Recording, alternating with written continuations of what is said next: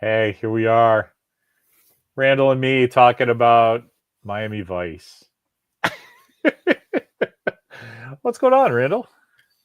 Oh, same old, same old. I finished watching it today. Oh yeah? Yeah.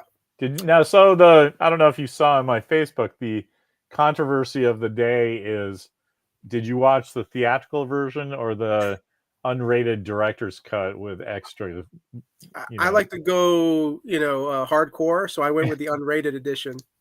That's cool. Yeah, me too. I always do that. Like, what's wrong with getting extra stuff, right? Oh yeah, you always want So more. I was trying to. I mean, I saw this when it came out, so I don't remember it 100%. But there was a lot more. Everybody got some sexy time, Yeah, and then their buddy who stepped out in front of the truck. I really don't remember the bag of blood that went going down the road. yeah, So I imagine that was probably an extra, unrated shot, but yeah, yeah, pretty much how I remembered it, like a super duper Miami Vice episode. yeah. I think definitely the pacing, the pacing of it, the way it was done. I was like, yeah, it just felt more like TV than a movie. Um, I remembered back to like the last time we talked. You mentioned the pitch for it, right? The term was MTV Cops, MTV yeah. Cops. And sadly, I didn't get that vibe with this movie. Uh, You are on crack. How did you know? What's your idea of MTV vibe then? I mean, classic Miami Vice. So how was it not classic Miami Vice? You know what it is? Maybe it was the choice of music. Maybe that's the subliminal part that made it feel that way. And then also, I think, wasn't like I haven't watched a whole lot of Miami Vice, but I know that they filmed a lot during the day also, right? You had a lot of night scenes, but you had a lot of day scenes. And I don't know, maybe it was the cinematography, the tone of the film. I just wasn't getting like, that vibe. And then also just, man, like I think that I don't think you guys are gonna like my review for this movie. no, go ahead. I think it's hilarious Yeah. because you know, we've done enough of these now that I have a feeling that you just aren't gonna not you personally, but you as a representative of the audience that's 20 years younger. Yeah. Like the fact that you don't think that smelled up and down like Miami Vice, it makes me laugh. The fact that you think that more than half of that movie was at night makes me laugh. Like there's like look at the picture that I used for the thumbnail. It's this Yeah. Yeah. vibrant sky with palm trees and Yeah. cigarette boats and stuff. It's like, dude, more than half the movie looks like that. And you're like, oh, it's so I dark and bleak and the music sucks. Oh, you mean the cool modern riff of In the Air Tonight, which That was the that best song. That was the that best and song they used. Smuggler's Blues, like you can't get more MTV Miami Vice than those two. Like that's what the sequel is, right? When you Yeah. get to the end of Act Two and you got to start shooting bitches, they'll just do Smuggler's Blues, right? I mean, it was 50-50 that that's what it was going to be for the drug cartel thing. But anyway, Yeah. Well, so I had made an observation, and again, this is all going to be subjective. So I'm sure there's going to be people that. oh wait, let's go through before you get into that. Okay. Okay. The first thing you said was I haven't seen a lot of Miami Vice episodes. Right. So so what are you doing at this movie? Like what's your in besides me going, you haven't seen this movie yet? Like holy crap. Oh. Well, Like I mean, do you have like some idea about like the recasting? Because like the guy who plays their boss, Lieutenant Castillo, is a yeah. great actor, but I'm so used to looking at Edward James Olmos that Yeah.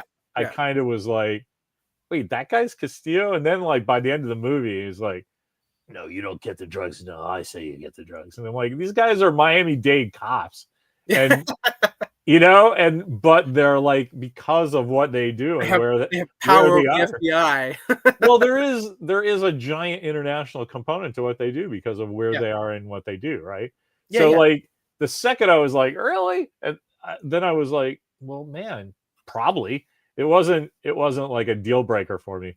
But I Yeah. loved how Colin Farrell, like, he does the Chris Pine, William Shatner thing, right? Where he evokes the previous guy's performance, but he's Yeah. not doing like an imitation, Right. right? So like there were and I couldn't believe it because this was what 2006, right? So I think like so. me personally, I kind of like I wasn't on Colin Farrell's vibe back then. He was Oh, like I was on his vibe way before that. I just Before what I'm saying is I didn't like him, right? I right, right, mean, right. he was, and then over the coronavirus, we revisited some of his early work, and then we saw like Fantastic Beasts, where he's like one of the main bad guys. Yeah. And then what really blew it open was that did you see that show Sugar on Apple TV? Yeah, yeah, I And did. and I I was remember you were like, talking about that. that fucking guy is killing it. Yeah. And I realized so I had all that in my head when I turned this on, and I was like, oh, you know what it was? I just thought back 20 years ago, I thought Colin Farrell was too pretty. Yeah. You know what I mean? I like didn't take him as a rugged action hero because he's good looking, Yeah. and it just there's certain people that comes off of in real life, but it's really cool on camera where you're like David Duchovny is one of these guys where you go, oh, that guy's catnip for women. Yep. You know what I mean? It's just something you couldn't articulate it, but you're just like, The charm. we go out drinking and I'm always going to be the wingman, right? And so I think when I was younger, I was like, hey, fuck that guy. Yeah. But like now I get it, and I'm like, wow, I feel like I owe him an apology because he crushed this movie. I thought he was great. So anyway, you don't like it for your millennial reasons, I'm sure. Go Well, ahead and tell me now. all right, I'll tell you. Plus Jamie, I want to give Jamie Foxx his props. He was an awesome Rico Tubbs. He was great. Yeah. I thought the casting was great. I thought the Yeah. story was great. Everything about it was great, and you're wrong, and I'm gonna make fun of you for an hour. Yeah, no, it's okay. I the whole day I've been like thinking of like what I'm gonna say, and I'm just like, oh, like worried Larry's gonna spit on you. Yeah, yeah. And then I saw like some of the comments that people were making, and I'm like, oh, these guys are not gonna like my review. So wait, so is it the cast? Is it the story? Like, if you say pacing, we're just gonna laugh at you because it's Michael Mann, and you're wrong. So, like, that guy's a genius. So, yeah. Okay, let me start off by saying, and this is my observation. You know, this is the guy who made Heat, right? Yeah, and guess what? I mean, how do what? This is Heat with the cigarette boats. Yeah. No, Miami Go Fast or whatever they call them. Miami Vice makes Heat look like The Godfather. You know, which it makes the Heat look like The Godfather. Yeah. Well, it is kind of. It's as good as it's better than The Godfather. Okay, yeah. You know why? Because The Godfather is an adaptation of an award-winning book. Yeah. So, like, oh, great, congratulations! But do you know Heat is a remake of this idiot like direct-to-video thing called L.A. Murder or something like that? And the two guys they hired are doing like Al Pacino and Robert De Niro as a goof. Well, I think I could have sworn I didn't Michael Mann write and direct that one. Did he do the first one? Yeah, I mean that makes sense. Yeah. Oh well, that's great then. That's like a THX thing or a. How cool is that? That when he was younger, he couldn't hire Al Pacino and Robert De Niro, so you got guys that just do shitty versions of them. That's amazing. I mean, after we watched that, I did some reading. I'm like, I'm gonna have to read some more about the making of this because that's pretty cool. Yeah. But anyway, Michael Mann is doing the screen version of what he's known for. Yeah. Like I'm telling you, that's the best episode of Miami Vice ever. So like, if you don't like Miami Vice, I get you don't like that, but like everything that you want. Like, it's like going to Star Trek. Like, is the Enterprise there? Yeah. Everybody got pointed ears. Well, just the Vulcans. That's great. You got phasers, transporters. Yeah. Is there some philosophical thing that everybody's fighting over, like a black and white rock or some shit? Yes. Okay, that's a good movie. And it's the same thing with with Miami Vice, right? It's like, are there fast cars? Are there two good-looking guys that are like really bummed out about their jobs, but they do the best they can anyway? Yeah. You know, like fucking everything is there. It was excellent. I loved it. And did you hear just today, man? Like Yeah. they were like, hey, Randall and Larry are gonna be talking about this. They announced that Joe Kosinski from like my favorite movie, the first Tron, but like he did the second Tron. He did Oblivion with Tom Cruise. Yep. He is attached to do a remake of a reboot of Miami Vice, and I'm Yeah. No, like, I, let's I go, let's fucking go. one, all of Kaczynski's films that he's made, I've enjoyed.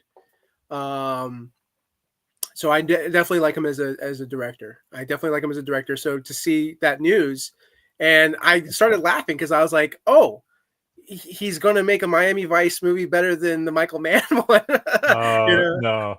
No, I predict. I mean, it'll probably be super good. Don't get me wrong. I love that Oh guy. yeah. But I predict that he will make something that's he'll make the Ben Affleck Daredevil. You know what I mean? That he's so slavishly doing nods to the I had the original material that it's just going to be like, oh, yeah. dude, what are you doing? Let me run this by you and see what you think, right? Because he's worked with Tom Cruise multiple times, right? How cool would it be if his Miami Vice is basically Sonny and Tubbs at the end of their career? They're getting ready to retire, right? And he's got Tom Cruise as Sonny. I'd be like, ooh, like that'd be a fun movie to watch. Yeah, except why reboot it with old people? That's not what you want to do with the franchise. No, I know. You know, here I love what you're saying though. Just make Tom Cruise Castillo, and the story is he's gone missing, right? And then you can bring Crockett and Tubbs back from whatever they're doing, and get them together to save their boss, and then you can cast anybody from 25 to 45 years old and have that work. Well, or just have welcome Hollywood. Have Tom Cruise play the villain. Yeah, I don't know. Is he old enough that he's going to want to do that yet? He's done it. He's played the villain in Collateral. That's not a villain, though. He's just an assassin, man. He's a guy doing his job. He's a guy doing his job, but he was a bad guy, though. He was a bad guy. Okay, technically. But which I thought was refreshing. That's one of the reasons I liked Collateral. He's not really a good guy in Night and Day either, but like, Yeah. Well, I mean, he's more likable. He is in Collateral too. I mean, I'm gonna have to watch that again because I don't remember him being that much of a bad guy. Yeah. I mean, yeah. I mean, he probably is. It's hard to say that assassins are good guys. Well, yeah. Well, I mean, imagine you're Jamie Foxx and you're being chased by Tom Cruise. You see him just running at you, and it's like, and he's going to kill you. He's almost like a miniature. I figure if Tom Cruise was running at me like that, I figure I deserve to be killed. Yeah. I've done something to make Ethan Hunt mad. Yeah. So I deserve it. Anyway, so the gorgeous locations didn't do anything for you. No. The fast boats and super cool cars didn't do anything for you. Let me get to my comment. This is where you guys are gonna like probably. I love how in your head it's like you against everybody who likes this awesome movie. So go ahead. So my observation is this, right? The Miami Vice film is just a really boring Michael Bay film. That's just how I see it, right? Because Michael Mann both him and Michael Bay, they had some similarities, right? Where you have some really great shots, the visuals, the looks of the characters, the scenery, the movement. I'm like, like it's gorgeous, it's beautiful. I like that, but like it's just one of the, and then like his action scenes are great. Like the gunfights. That all I wanted while watching that movie was, please give me more of that. I don't need to see Colin Farrell with multiple sex scenes and love scenes with the girl. It's like, yeah, I'm with you on that one. But I think that I kind of didn't get at first what you were saying, like a boring Michael Bay movie. But I think I was like, hey, why don't I try to grow as a person and not interrupt Randall and say he's wrong? But let's wait for him to finish, and then try to consider what he's saying. And what a miracle! I totally get what you're saying. Yeah. Without just that they're both Michael Bay and Michael Mann, both being named Michael. First of all, yeah. they're both actually shot composition stylists. Like everything is about what it looks like. Yeah. And that's in service of the story, which is what you want in comics and in movie and TV and pictures and words juxtaposed, right? You want it to visually look dynamic to help move along the story. So, I mean, you said boring Michael Bay, which kind of that's like doesn't mean anything, right? Well, there are no boring Michael Bay movies. Exactly. If there were a boring Michael Bay movie, it just means that there wasn't a lot of action, which Michael Bay is just known for action.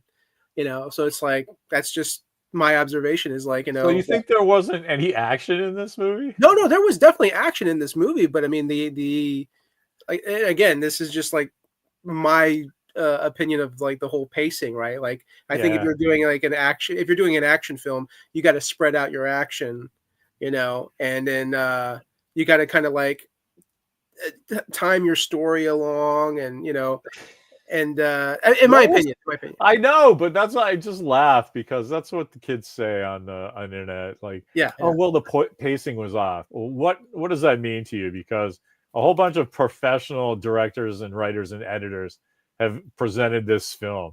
And so what is it about good old Randall Armstrong sitting in his room going, oh, I don't like Michael Mann's pacing, Like, I would say this to the rest of the internet, but you are their representative now.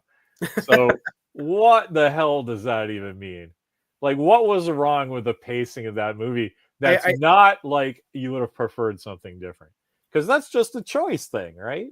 Like it. Well, yeah. I mean, like to somebody who like, okay, if you're a huge Michael Mann film or Michael Mann fan, and you watch one of his films, you're going to enjoy it no matter what. So, like to really sit down and that's not true.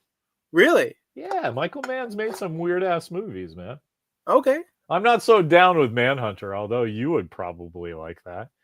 That's the before they made it's the first Hannibal Lecter thing. Yeah. Brian Cox is in it. Yeah. Brian Cox is in it. It's good. But yeah. Anyway, go ahead and tell me how, Joe Film Fan has problems with professional award-winning Michael Mann's writer, producer, directors pacing on this film. Well, I mean, I think like like what's missing? Where besides the sex scenes, because I got a feeling that wasn't in the theatrical cut. Okay. Because everybody got at least one sex scene. Like I was waiting for like the KKK guys to have a sex scene in front of Trudy tied up in the chair or something. Yeah. Because it was like, Jesus Christ, is everybody in the shower or the jacuzzi or like, oh shit, I bent over and fixed the soap. I'm glad that was my girlfriend who picked that up. Yeah. Boy, that was a close one. I thought it was Sonny coming in. I mean, there was a lot of that, and I just assumed that was for the unrated director's cut. Who knows? Maybe Michael Mann is just a very lonely guy, and he just was like, I really want more scenes of this because that's what I want. I want to see this, and it's like, okay. What do you think the likelihood of that is, though? Small percentage, but it's possible. You know how movies work, right? Like they had the spine of the story, and then they're like, well, everybody gets a shower scene, and we'll see which one works. Yeah. So the theatrical theme, probably Sonny and the Asian girl, the drug girl. I didn't get her name. Yeah. They had two scenes. So in the theatrical, there was probably one of those, and one with Trudy and Rico, because you got to sell that later when she's tied up. Yeah. Explain why he's like fucking freaking out. Yeah. But then everybody else gets one too. Like, okay, whatever. Yeah. So I got a feeling. I get what you're saying about the pacing for that, but like I was listening to last week's when you were like going off about, you know what action movies need? To take out all the character bits. Fuck that shit. We don't need to know who we're rooting for. So when this was coming out about the like 17th or 18th shower sex scene, I was like, well, Randall's right about this one. Like we could take out a couple of these shower scenes. There we go. We don't really need this. Yeah, I mean, like, I feel like, and again, this is just, Michael Mann's got a great eye. But one of the funny things about the movie also is just like, I felt like it felt like Colin Farrell's hair got so much attention in that film, right? It's like every angle, every scene that you can get, like Colin Farrell to look all serious, and then you just see like the hair, and I'm just like, I feel like Colin Farrell's hair was getting more screen time than Jamie Foxx, and I was just like, funny what people obsess over, because I did the same thing and it was kind of his hair, but a couple of scenes, probably the same scenes you're talking about, where you're distracted by his flowing locks. I was distracted by his mustache and his chin whiskers, because I was like, what the fuck, man? He started growing that mustache and then it looked really stupid for like 2 weeks. So then he let his chin go, and now his chin's at 2 weeks, but his mustache is only at 4. So it doesn't really look like a beard, but it doesn't look like a mustache either. yeah, He just looks like a friggin' hobo. And so I didn't even get to his like greasy hair, because I was just like, dude, you got to do all that at once, or just pick one in 1970s it up or something. I don't know. Michael That's Mann the most I thought about it, because he was probably I trimming thought he it. was awesome. Yeah. One of the best things about Miami Vice in the 80s was that they fashion daddied like everyone. Yeah. Everything was like linen and silk and pastel colors, which was a new thing at the time, right? So Yeah. that seriously, inside of 3 months after that show came out and just blew the fuck up, you could walk into like a Target, or if you're on the East Coast, like a Zayre's, or like anywhere, and they would have that shit on the rack. Yeah. Like, ooh, there's a nice light purple and the coral. white jacket. The white jacket. So that's what I thought was really cool about this, is that they were dressed in linens and silks and stuff like that, but it was all dark colors. Yeah. And so I was like, that's really cool. If you're gonna, they kept the fashion the same but updated it to modern colors. And man, I thought that was great. Yeah, that part I didn't really focus on or pay attention too much to. Well, yeah, because in the 80s, like you were 5 or something, right? It's like, yeah.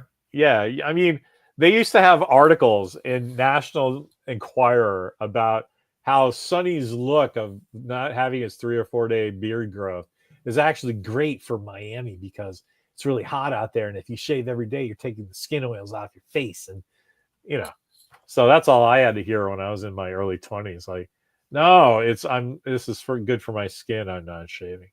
Yeah. So I love Miami Vice, and I think they did an excellent job with this one. That's great. That's great.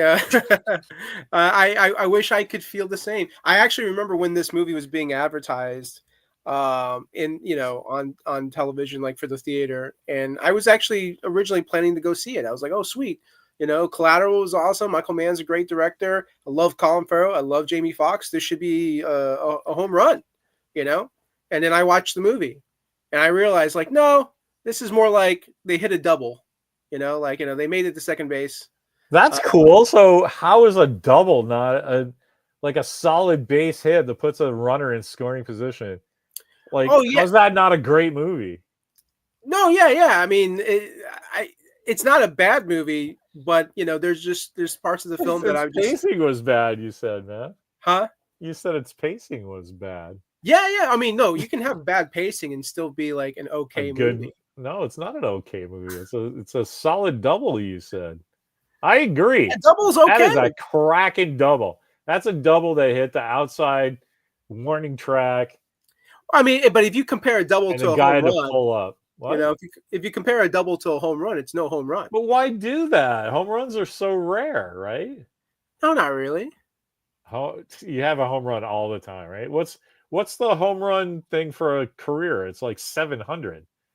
You For play baseball? like you play like 3,000 games and get 700 home runs in your at bats. That's nothing, Yeah. right? Isn't it 723 or something? Is the Well, I know, across like, 15 I know years? That's not home runs all the time.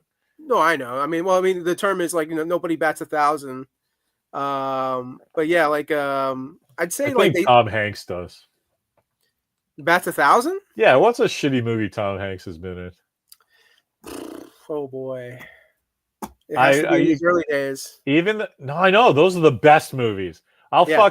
fucking take Bachelor Party over Oh, his Bachelor Party's great. 9,000 Academy Award things Yeah. all day long. Oh, dude. I mean, I loved him in Dragnet. Dragnet, I think, is very That's a underrated. I think Tom Hanks bats 1,000. He's for let's put it this way: Tom Hanks bats 1,000 for picking crowd pleasing films. Okay. Maybe they don't go up all maybe they're Yeah. not meet expectations and shit. That's all for the bean counters. But like I've never seen a movie that Tom Hanks was in that I wasn't entertained by what he was doing. Okay. You know That's what I fair. mean? Yeah. And Yeah. so That's fair. I'd give Tom Hanks batting 1,000. His only problem is that he hasn't optioned astronauts in trouble and put all of us, everyone I know in it. Don't put actors in it. Put just like you and me and Marco, Tony Garaci. Let's make it an indie film.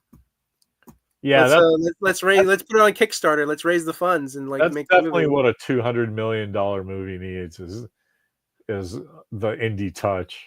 3/4 of that takes place on the moon, right? Green screen, man. You get green screen. Get some guys to build one really nice set. I get that's a lot of Teamsters sifting up Cocoa Puffs to make moon dust, though. You know what I mean? So you got to pay for that somehow. Oh, sure, sure. My Kickstarter. mom probably would have done it, but she died a few years ago. So that's Mm. it. I don't know anybody else that would sit there for hours going, "This is for my baby's moon movie." Anyway, How long do you think it would take to do that? how big's the space that you're trying to fill? Let me Like think here. how many Let me- people? How many man hours is it going to take? A lot, man. Yeah, yeah. You gotta grind that shit up. If you're doing it by hand, it's going to take a while. Okay. I wouldn't put it past Hollywood that somebody has invented a mechanical moon dust maker where you just dump a whole bunch of like off-brand Cocoa Puff Yeah. sort of, Or couldn't they? Couldn't not they? the real stuff, just the stuff that's Yeah. made and you buy in bags and not in boxes. That shit, you grind it up real fast. I don't know. Yeah. Well, Might take a couple hours. couldn't they make a version that's like all green and then just throw it out there and then have the special effects, like because it's green, so you can change the color of it and the texture. Yes, you could. Yeah. But remember, there's actors floating through this, right? Because have you seen the behind the scenes that they did for Tom Hanks's From Earth to the Moon, that HBO thing? No, I mean, I think I might have did a long time ago because I remember watching it, some of it on HBO when it came out. The behind the scenes is great though, because they have giant sound stage, they have the moon, little cyclorama of the stuff in the distance, but the actors they're dope in the 1/6 gravity, right? Yeah, Because Tom Hanks, he like knows the real thing, right? So he yeah, doesn't get guys on wires because that's going to be at the control. They're just basically puppets at that point, right? yeah, It's whoever's controlling the crane is gonna control the thing, and you wanted the actors to have some movement. So they're these guys that are full on in their costume spacesuits, right? yeah. Are hooked up to they do the math and they weigh the guy, they do the math. How much helium balloons is it gonna take to hold this guy up so it looks like he bounces at 1/6 gravity? And so Nice. they do that. So there's these great like up sort of pictures of two astronauts, right? But like from far away, and so they've got these giant, but they're not like party balloons. Right, right. They're big like aircraft balloons. Yeah, yeah. You know what I mean? Weather balloons, and but they're like 20 feet above the guy. So like when he takes a little hop, it's the balloons keeping him up for a minute. And man, That's awesome. yeah, I was like, that was a good day at work for those guys. I don't care how hot and uncomfortable you are. You're in a Like, spacesuit bouncing you're around floating. on actual spacesuit and not anything green, right? It looks Yeah, like it's a big fucking moon set. So yeah, give me that. Give me let me shoot there for like a couple of weeks. We'll get an astronauts in trouble show. that's awesome. Yeah. We would do cool ads, do the bar on the moon because then it's just cheers. And Yeah. then you can tell any story you want. Anyway, whatever. Where literally everybody knows your name. 'Cause how many people are on the moon, right? Yeah, at least Hey, 13, Bob. 15. Oh my god, did you see for not the For All Mankind? Have you been watching that show? Yeah, yeah, I'm caught up. Yeah. All right, so when you went hi Bob, that was, you know what that's going on there. Oh yeah. I'm in love with making a NASA logo patch, but instead of NASA it says hi Bob. Oh, nice. But I'm afraid somebody would I don't know, turn me in. That sort of bootleg stuff I'm not doing anymore in this world of Chinese tariffs and Canadian paper hikes. My Ah, sisters did a charity book for kids with cancer, pediatric cancer, yeah. and so she's like, it was pretty successful. So she wants to do more and expand out. And so I'm giving her some advice, and she texted me yesterday, and she's like, "Hey, what's going on with paper prices and inks? And I can't print in China anymore." And I'm like, "Hey, man, like read the news." Right. Not even read the news. Watch it. Like Yeah, I mean, you can yeah. go on social media for 30 minutes and be like, get caught up. So yeah, that just killed small press. Just so you know, Yeah. like you can do short run stuff, like, but man, if you're somebody like who's a cool guy that doesn't do kicks, how about Dan Brereton, right? Hmm. Dan Brereton could do a book, but like once you start going over 500 units, which he Yeah. would, right? He'd sell 5,000 copies. It starts to not get worth it because everything's 4 times the price now. Yeah. Ah, here's Timothy. Cool Eds is a tariff-free zone. Nice. Only on the lunar export beer that they serve. That's how they get. That's what they ship back to Earth. They make their own beer, and it's Actually, called lunar export. wouldn't it be called moonshine? No, because listen to me. It's called lunar export for a reason. Okay. Moonshine. That's pretty funny, but you know, Yeah. we're gonna. I mean, that's a great title for something. And my kid's reading an Eduardo Riso book called Moonshine. And I don't know if you know this, but in 2002 or so, uh, Dan Curtis Johnson, who was a writer for some DC books, but he was at Apple. He's a guy I know because he works at Apple. Yeah. He and this guy Jeff Johns, not the writer Jeff Johns, but an artist we found through the proof of concept thing I did for a website that doesn't, I don't know what it is anymore. Comic is like Comic Shop News or something like that. We did this contest of like, here, I'll write 12 pages of a story, and then you guys just draw it, and I'll pick the best one and publish it. And that's what Nice. the proof of concept book was. And so this guy Jeff Johns did fucking slayed the story I gave him. It was great. And so I was like, hey, you want to do this book with Dan Curtis Johnson? It was called Moonshine, and it was basically they live in the old west, except instead of aliens it was these clockwork steampunk automatons that were taking over, right? Okay. This western town, and the only person who knew it was the Nada character, the Rowdy Piper play, the one, he was the town drunk, and the robots like hypnotized everybody, but it didn't work on him because he was drunk off this moonshine that he would make. Yeah. And so half of the first act is him trying to convince all the sheriff and like the town do-gooders and stuff to just have a sip of this goddamn whiskey and look at this guy, and they don't believe him because he's drunk all the time, right? Yeah. And Yeah. so I had the marketing tagline for it: Yeah. just drink the damn whiskey. And man, Nice. I wish that finished up because that was great. Anyway, I love that. so I that's love that. why I'll never do anything called moonshine, because I Yeah. don't want to burn it on someday. We will do that book. In fact, after this, I'm gonna email Dan Curtis Johnson and go, hey, I know, man, it's been like 18 or 19 years, but what's up with that? Is that guy done yet? Yeah, my buddy Randall made a joke, and it just occurred to me. We should publish that. I would arrange it. I would actually get Phil Sablik on the phone and go, hey Phil, what's up with your Ignition Comics or whatever's going on with that? Yeah, Here, I got a good comic for you. that's awesome, man. I don't know. Or give it Do to it. Do our it. old producing partner for Walker's thing that he's working on. Yeah. Anyway. Heat. What a great movie. That was Michael Mann, you know. No, yeah, I mean, Heat's so good. It's so good. Again, you know what I want? He's so great with these gunfights that at this point I want Michael Mann to just make a war film. You know, Never work. Huh? It would never work. Why? A component of Michael Mann movies, it's like you're talking like the new Star Trek guys. Hey, we got spaceships that are really fast, and we got the pew pew and the pointy ears. And it's like, dude, that's not what people like about Star Trek.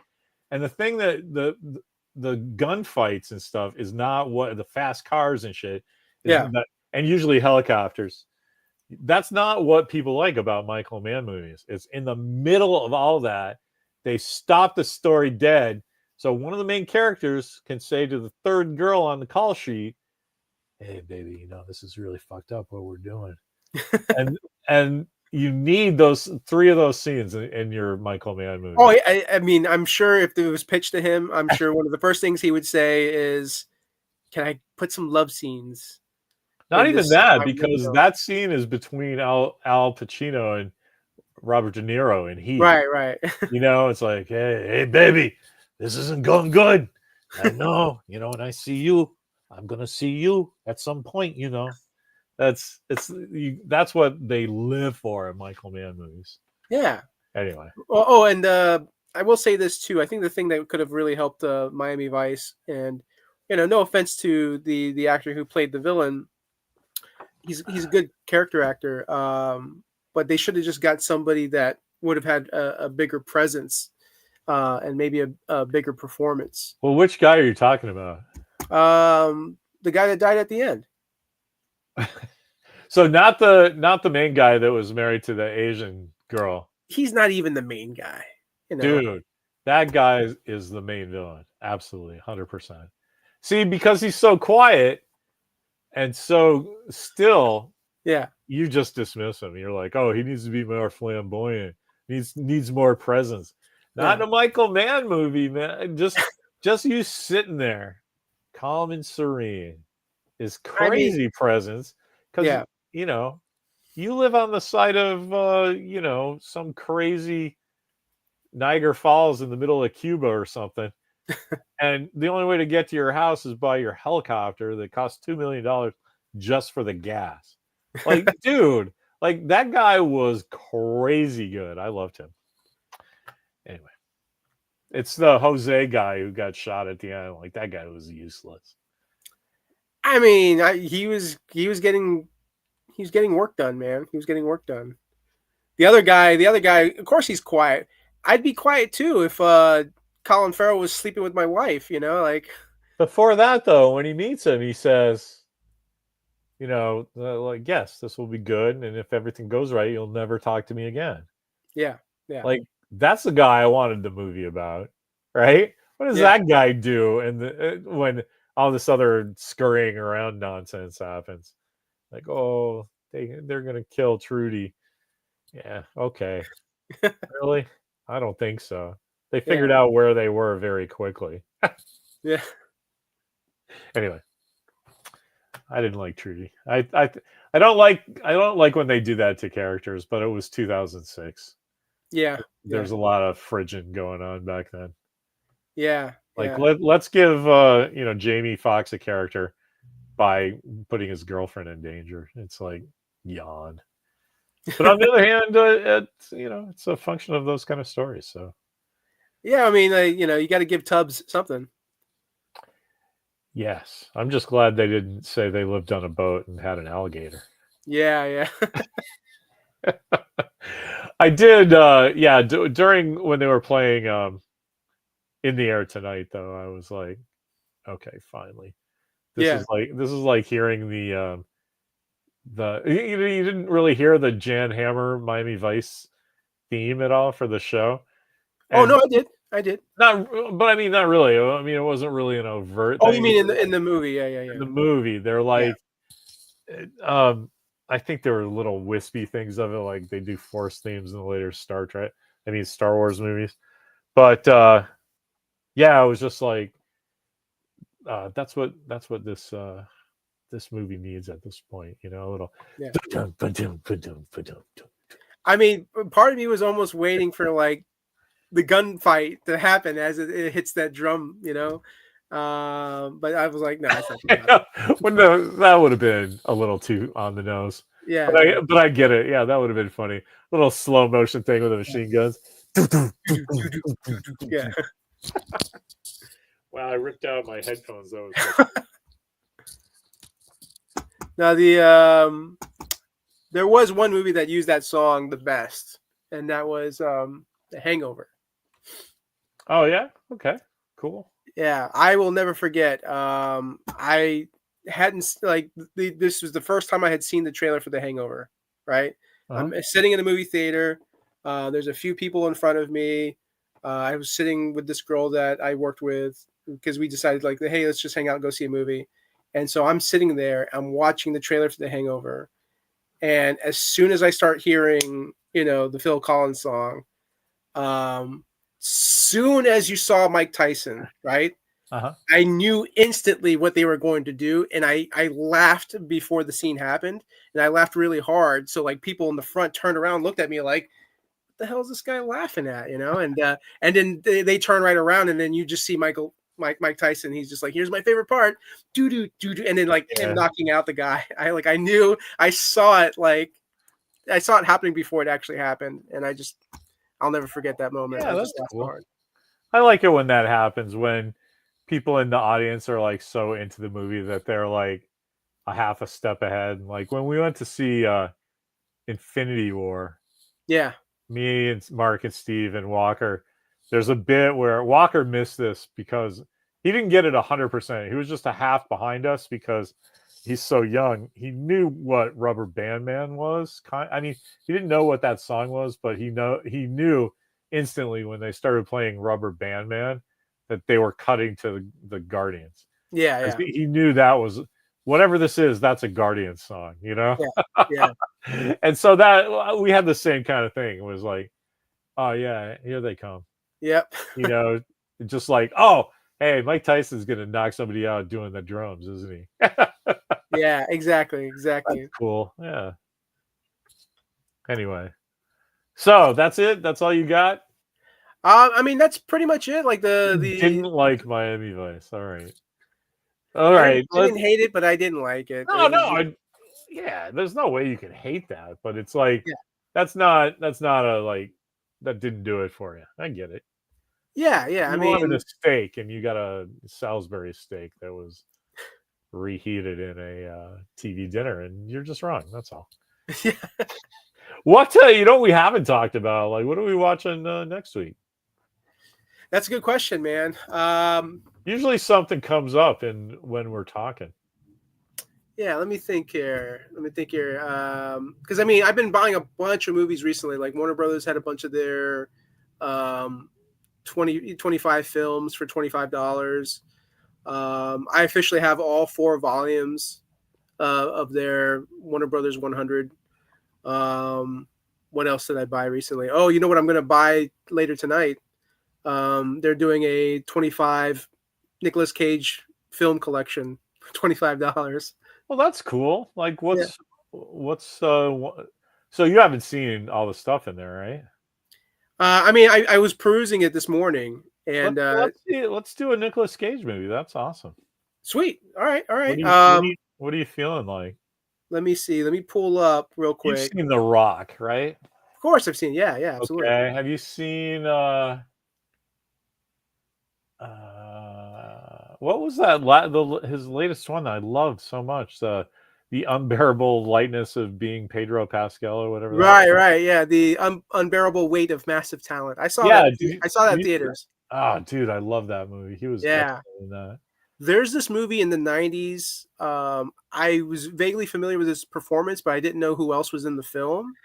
And I watched the trailer and I was just like, oh, I really need to see this movie. Because Charlie Sheen is in it. Where is it at? Was it Nicolas Cage or just some movie? So Nicolas Cage is in it, but he plays sort of like the bad guy. Where did I see it at? Michael Bain is in it. I think Michael Bain is the main. He's the main actor in that Oh, movie, and then James Coburn is in it. man, And I got one. Mark Hamill and Bill Paxton on a planet in the future where you get around in ultralights, and it's called Slipstream. You ever seen that? no, that sounds familiar. It's like a laser blast kind of crazy ass movie. Like, how was this movie even made? Yeah. Oh, the movie's I called bet Deadfall. I don't know. You don't watch Deadfall? I don't know. I'll find it. Yeah. I mean that, or what was the other one you were talking about? You said Slipstream. Oh, just now? Yeah, no. I mean, I was just putting stuff out there, like weird Yeah. movies. Like Slipstream basically is on the level of the destruction of Jared Sin, Metal Storm 3D. If you've ever heard of that movie, No. or Laser Blast. What kind of genre fan are you? You don't know shitty movies from this. I mean, So gosh. young. I mean, growing up, I watched movies like Meteor Man. Oh yeah. Yeah. So Have you seen Meteor Man? No, because I have taste. This is such a great I dude. know Robert Townsend. I know all about it. I Yeah. also haven't seen Leonard Part 6 either. Don Because Cheadle. Don Cheadle is in Meteor Man. Plays as one of the gangsters of the Golden Lords. that sounds like a waste of time. What's his name? What's his name from the Batman '66 series? Frank Gorshin. Frank Gorshin's in the movie. Okay. James Earl Jones is in the movie. Not surprised. Yeah. Robert Townsend's a wonderful director. Oh yeah. Is it for me? Absolutely not. Probably not. No. All right. So yeah, I don't know. Maybe we'll get the kids to tell us what to watch. Yeah, and people make suggestions. I can tell you. Oh, how about this? I can tell you the WB 100. Yeah. Go through a couple of those. Read me some good ones you haven't seen. Let's see here. So the volume 1 is referred to as award winners, right? Well, wait. So, how many volumes are there? 4? Yeah. Okay. What's volume 2? Volume 2. Okay. Award winners, it must say. Crowd pleasers. Movies with Batman in it. Oh, here we go. So volume 2 is comedy, drama, and musicals. Okay. What's 3? 3 is the superhero ones, like the sci-fi. Is there a sci-fi one on there that you haven't seen? A sci-fi one? Let me see.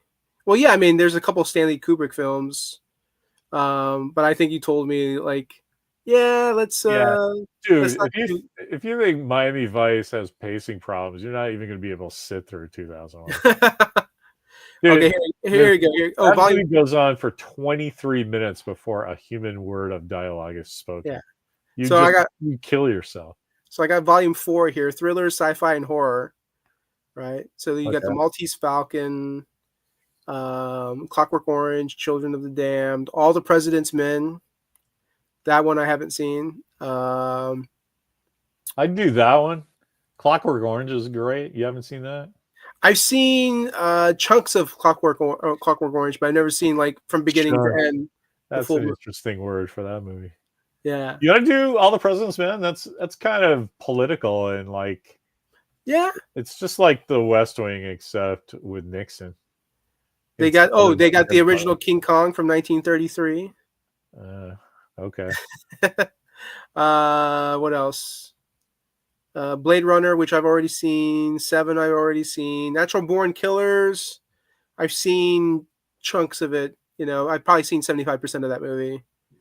Her, I've seen the majority of that. Gravity, I haven't seen. Let's watch Gravity. I'm really interested in what you have to say about that. Really? Yeah, let's do Gravity. Gravity? Okay. Yeah.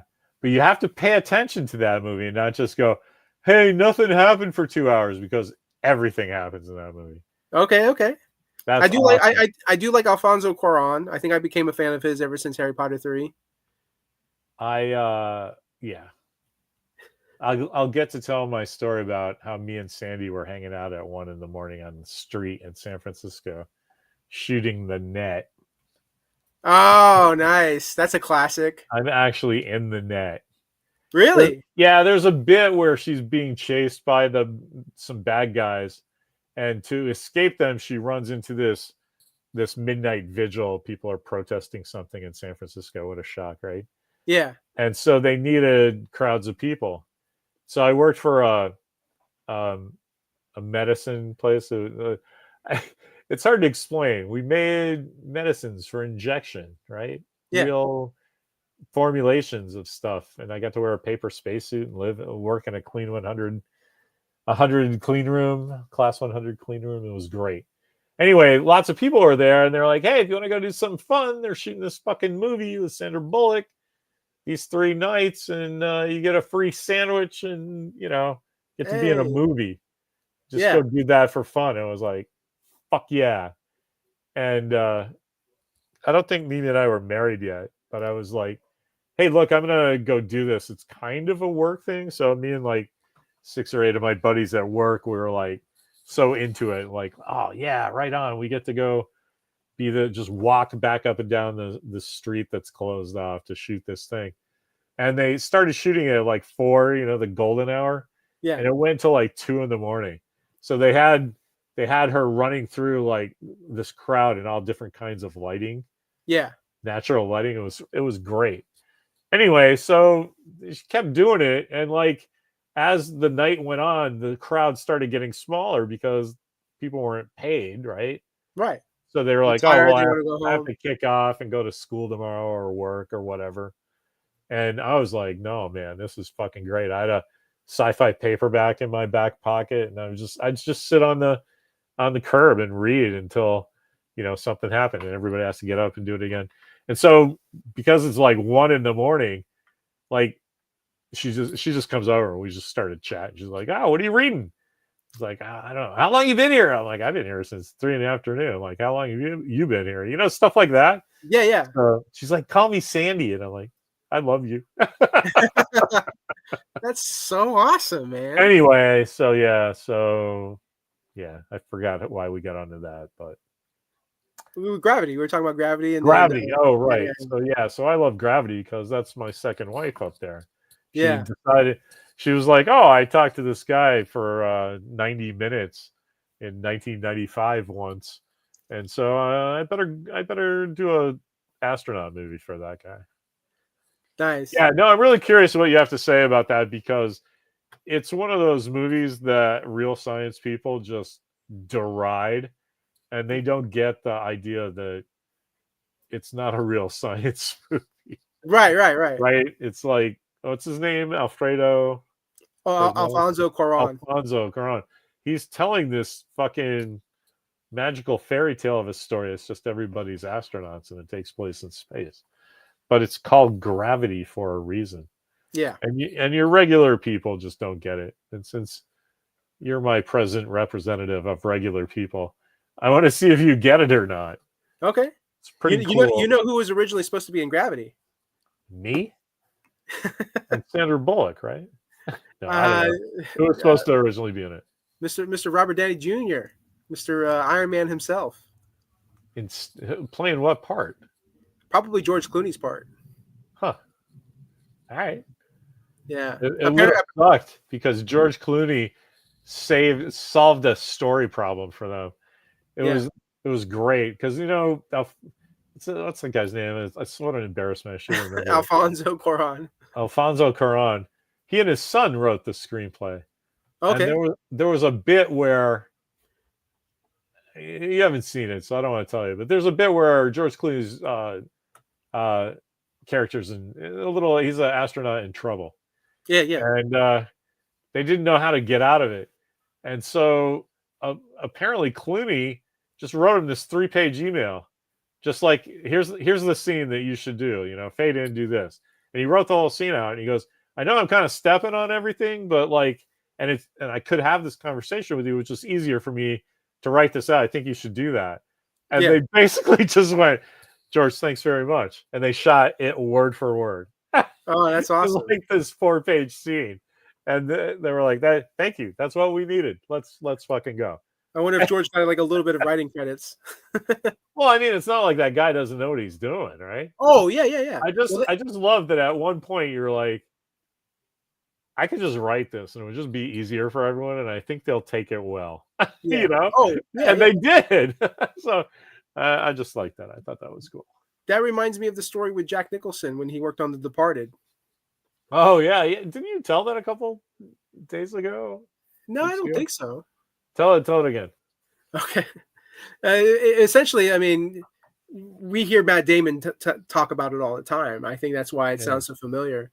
But Matt Damon is doing his Jack impersonation, and he's like, Jack's like, I probably wouldn't have made it this far in my career had I not been a great fucking writer, And so he always came up with he would write ideas, and so he would tell. I think he was telling Martin